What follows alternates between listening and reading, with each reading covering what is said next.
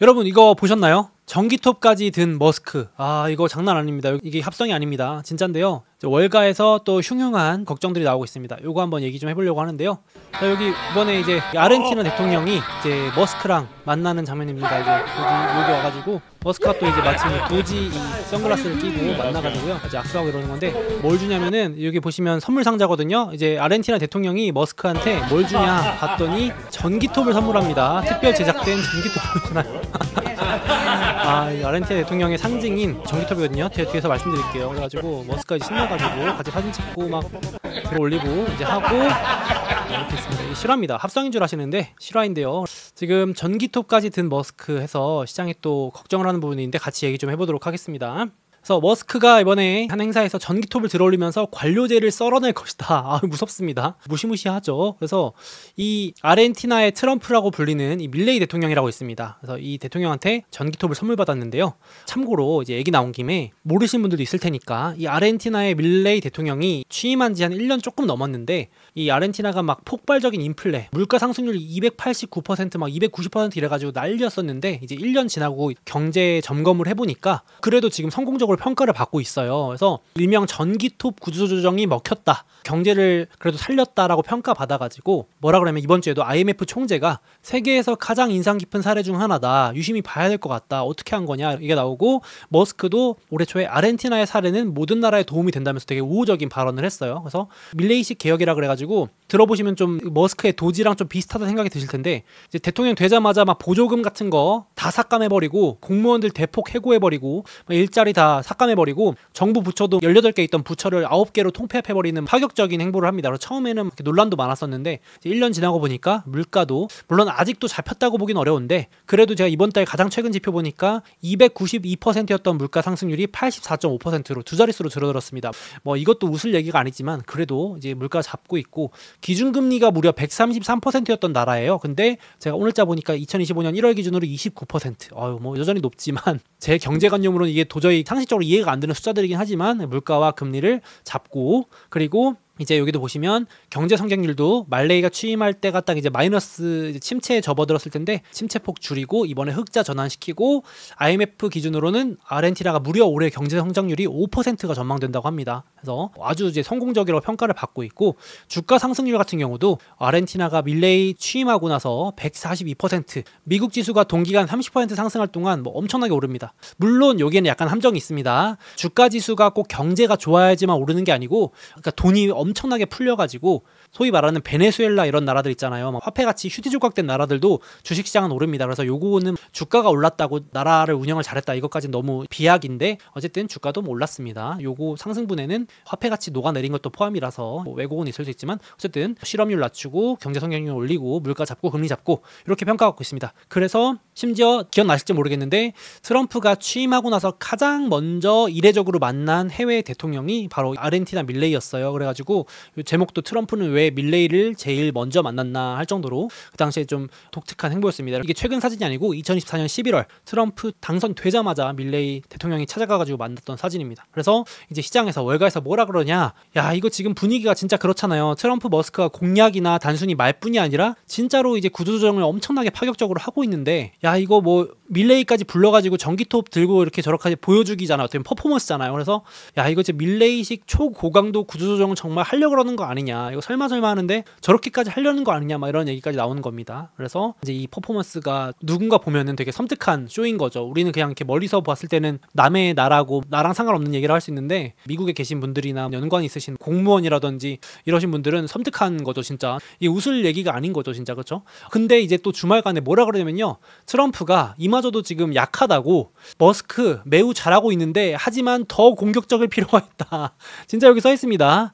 Doing a great job 하면서 진짜 잘하고 있는데 내 생각에는 지금 좀 약해. 좀 더 세게 팍팍팍 하란 말이야 하면서 이렇게 이제 머스크가 알겠다. 와 이거 저도 놀랐습니다. 지금도 충분히 제가 봐도 되게 파격적인데 행보가 둘이 하는 게 야 더 세게 하랍니다. 이거 대놓고 이렇게 공식적으로 그냥 지지를 한다고 해야 될까요? 장난 아닙니다. 그렇죠? 그래서 지금 안 그래도 데이터가 벌써 나오기 시작한 게 지금 워싱턴 DC 쪽에 지금 연방정부 공무원들 해고를 하니까 실업률이 실제로 오르기 시작했습니다. 그래서 이게 아직 실업률까지 반영되려면 오래 걸리는데 실업률보다 빠른 지표가 주간 실업수당 청구가 있어요. 우리 실업하면은 실업수당 같은 거 신청할 수 있잖아요. 그거 가지고 이제 선행지표로 삼는데 급등하는 거 보이시죠? 와, 장난 아닙니다. 그래서 이제 이게 시작이거든요. 이제 33,000명 잘랐는데 5만 명, 10만 명 기본 자른다고 하죠. 지금 자발적 퇴직은 빼고입니다. 이미 자발적 퇴직 7만 명 빼고도 지금 뭐 장난 아닌데 걱정이 되죠. 근데 이제 저만 그렇게 생각하는 게 아니고 밴크 오브 아메리카에서도 야, 이거 추이를 보니까 좀 심상치가 않다. 갑작스러운 경기 둔화 배제 못한다. 이제 왜냐하면 저렇게 사람을 자르기 시작하는데, 그렇죠? 그래서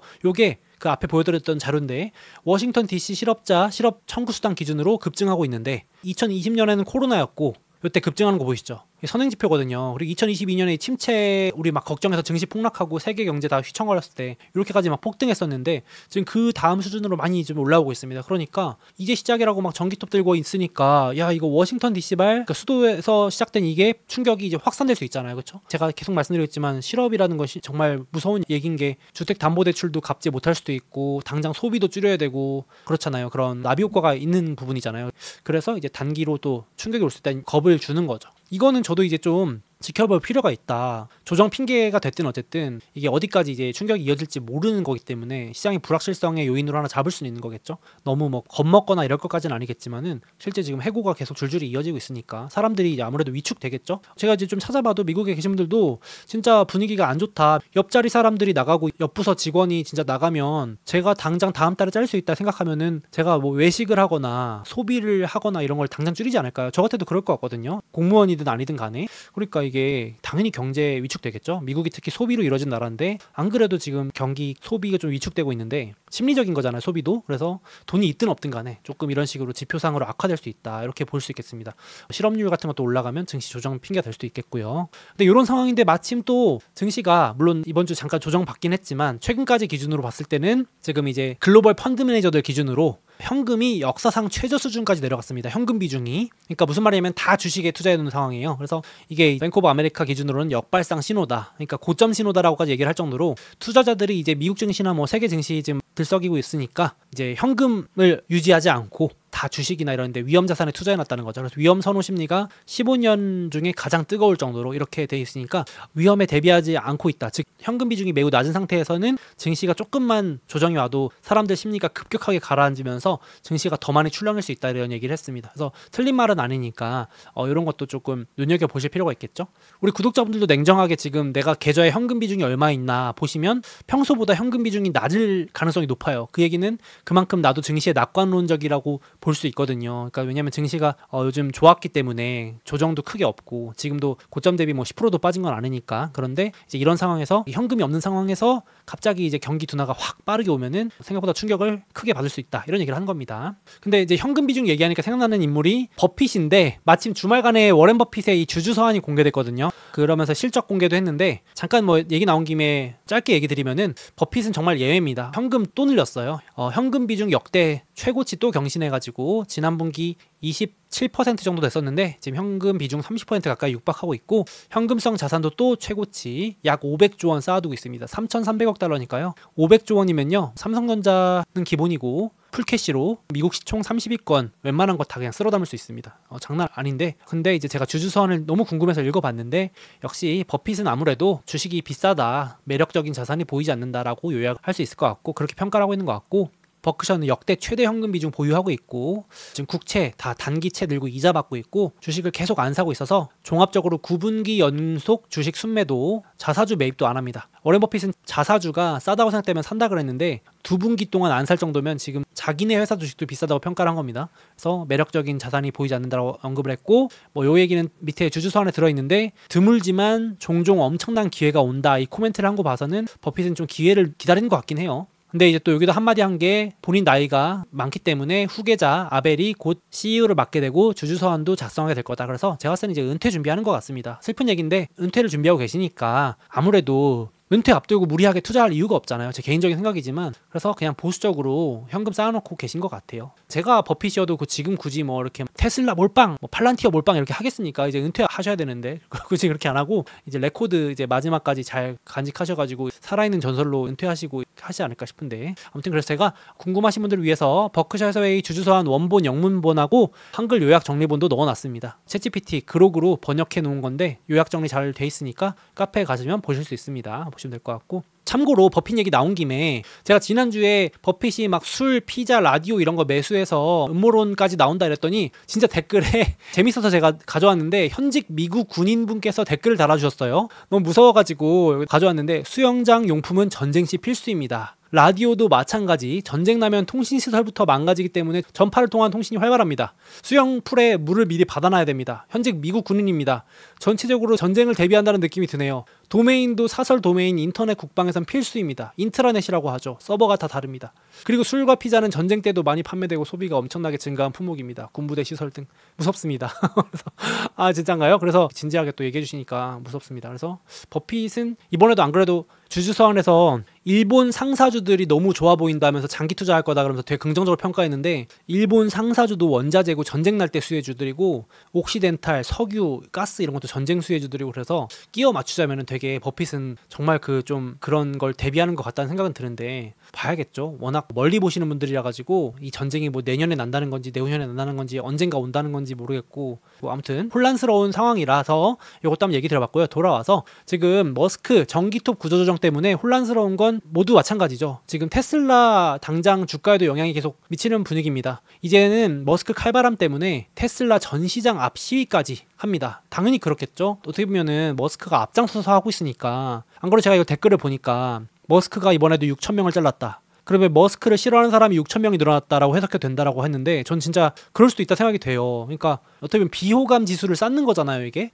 여러분 적을 만드는 게 이게 엄청 무서운 행동인데, 머스크가 앞장서가지고 이번에 뭐 국세청 6,000명, 뭐 국제개발처 10,000명, 국방부 5,000명 이렇게 자르면 사람들은 당연히 머스크가 나를 잘랐다라고 생각할 거 아니에요? 그러니까 이제 테슬라 앞에 가서 시위하지 않을까요? 머스크 앞에 가서. 저 같아도 이제 그렇게 생각 들 것 같은데, 뭐 좀 과장 보태가지고. 야, 이렇게 되니까 진짜 우리 주주분들이 걱정하실 수밖에 없는 건 맞는 것 같습니다. 단기적으로 아무리 뭐 중장기에 이 테슬라의 호재가 많고 한다고 하지만, 그래가지고 이번 주에는 테슬라 매장에 이제 무차별 테러까지 나오기 시작합니다. 극단적인 메시지까지 남겨요. 이제 막 머스크한테 뭐 극단적인 이런 메시지까지 남기고 막 돌 던지고 한 겁니다. 매장에. 언론에도 보도가 됐는데, 그러니까 이런 식으로 당연히 보복이 좀 들어오겠죠. 내 일자리를 날린 사람이라고 생각되면은 무섭습니다. 그래서 그러다 보니까 당연히 이것 때문에 빠진 건 아닌데, 이것만으로 빠진 건 아닌데, 테슬라 주가가 여러 가지로 이런 악재 부각되면서 30% 홀로 좀 많이 빠져 있죠. 고점 대비 30% 빠져 있고. 그래서 이번 주에 행사에서 머스크한테 물어봤어요. 그래서 좀 이런 거 걱정되지 않느냐 했더니 머스크는 단호하게 어차피 미국이 지금 정부 부채 때문에 이대로 가면 파산하니까 이대로 가면 의미가 없다 이렇게 발언을 합니다. 그러니까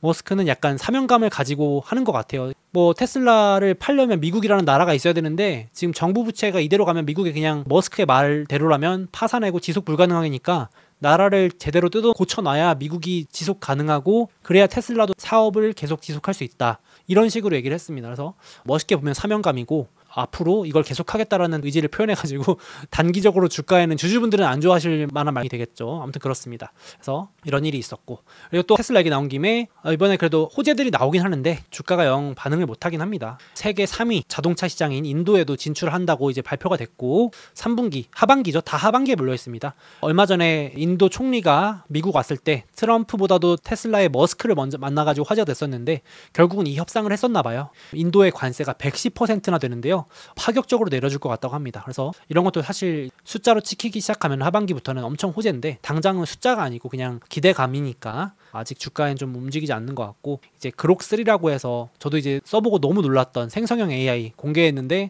이런 거에도 크게 반응이 없고, 이제 테슬라에 들어갈 것 같은데 아직 언제라는 말도 없고 하니까 다들 기대감만 있는 상황입니다. 그렇죠? 숫자로 찍히는 게 없죠. 지금 6월 로보택시도 아직 숫자 찍히는 게 없고, 저가형 모델도 나온다고 하는데 아직 언젠지 모르겠고, 신형 모델도 잘 팔린다고 하는데 실적으로 찍히는지 봐야 되고 하니까 다 이제 물음표만 찍히는 상황이긴 합니다. 단기로 계속 이런 상황이고 좀 부진한데, 저는 역시 중장기로는 좋은 주식이라고 봐가지고 버텨보려고 합니다. 힘들지만 좀 버텨보려고 하고 있고, 이 그록3가 여러분 써보셨나요? 지금 무료일 때 써보시기 바랍니다. 강추입니다. 야, 저 이거 쓰고 유료 결제 했거든요. 바로 무료 한도를 초과해가지고 슈퍼 그록, 저는 구독료 30달러인가 40달러인가 비싸지만 구독을 했습니다. 너무 좋아요. 안 쓸 수가 없습니다. 제가 챗GPT도 유료 구독하고 그록3도 유료 구독 이제 하고 있는데 너무 좋습니다. 그록3 진짜 좋아요. 개인적인 그런 감정으로 쓰는 게 아니고 저한테 도움이 되면 좋다고 하고 안 좋으면 안 좋다고 하는데 챗GPT한테 위협이 될 정도입니다. 제가 봤을 때는 엄청납니다. 그래서 실제로 이 챗GPT가 이렇게 발전해 왔는데 머스크의 그록이 이렇게 1년 만에 다 따라잡았습니다. 그래서 그록3는 역전인데요.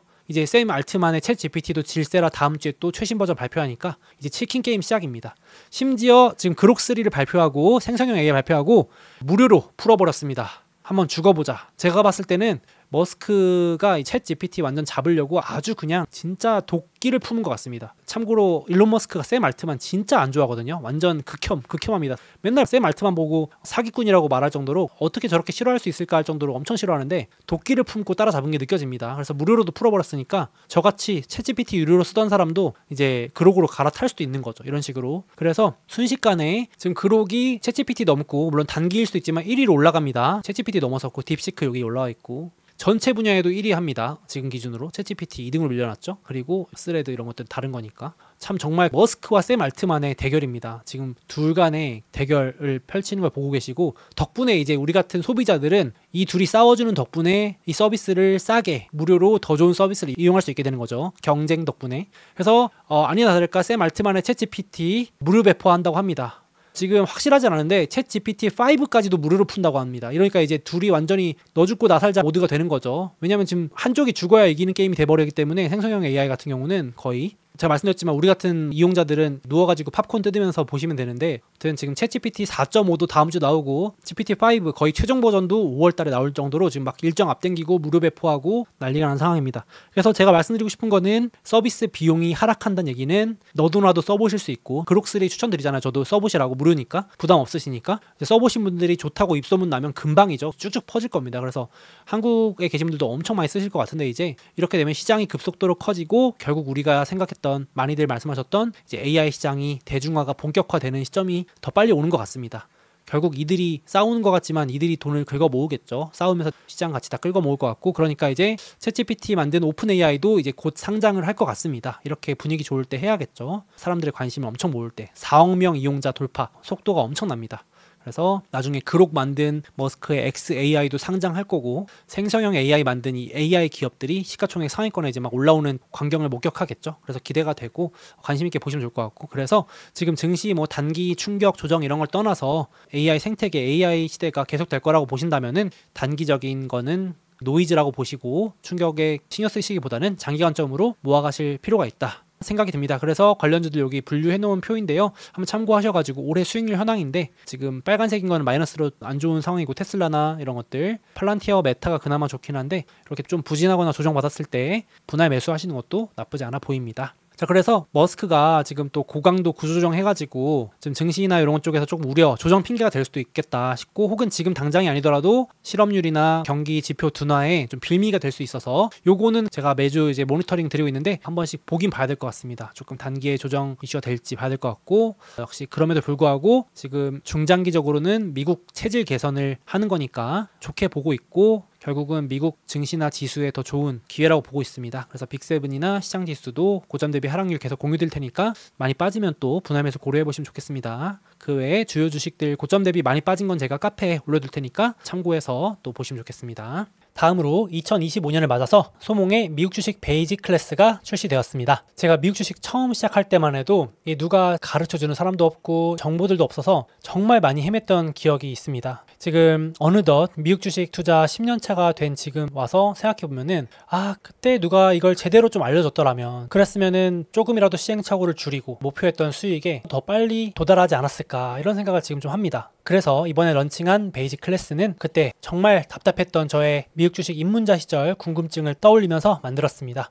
왜 앞으로 미국 주식이 필수가 될 수밖에 없는지부터 세금, 수수료, 환전, 그리고 증권사 선택, 이런 기본 정보까지 다 담았고요. 그리고 어떻게 나한테 딱 맞는 우량주만 속속 골라낼지, 또 이걸 언제 사고 팔아야 되는지에 대한 실전적인 정보까지 모두 담았습니다. 그리고 제가 실제 미국 주식 투자할 때 유용하게 쓰고 있는 필수 모바일 앱이라든지 웹사이트, 이런 것들을 모두 정리해서 알려드릴 거고요. 그리고 이거는 저만의 필살 꿀팁인데요. 이 챗 챗 GPT를 활용해서 미국 주식 정보를 빠르게 찾거나 개별 기업 분석을 훨씬 더 쉽고 간편하게 하는 방법, 그 노하우까지도 모두 이번 강의에 담았습니다. 그래서 특히 이 미국 주식을 처음 하시는 분들 혹은 시작하신 지 얼마 되지 않아서 아직 스스로 공부하고 투자 판단을 직접 내리시는데 어려움이 있으신 분들께 이 베이직 클래스가 최고의 입문 강의가 될 것이라고 생각합니다. 관심 있으신 분들은 이 영상 댓글과 더보기에 링크 남겨놓을 테니까 한번 참고해 보시면 좋겠습니다.